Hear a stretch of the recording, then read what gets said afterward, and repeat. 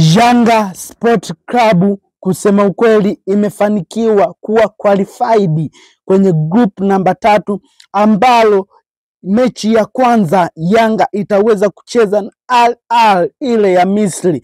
Na ikumbukwe Al Ahly ni timu ambayo ni kubwa sana barani Afrika, lakini Young Africans tulipojitahidi kuongea naye ilisema kwamba Yanga imejipanga vizuri na uzuri wake kocha wanaye sasa, bonge la kocha Engineer Hersi Said yupo pia, lakini pia kuna wachezaji kama akina Pacome wapo pale, lakini ikumbuke kuna Momo Dumbia wapo pale, lakini kuna mechi pia tunaipanga nayo ya tarehe 9 ambayo tutacheza na pale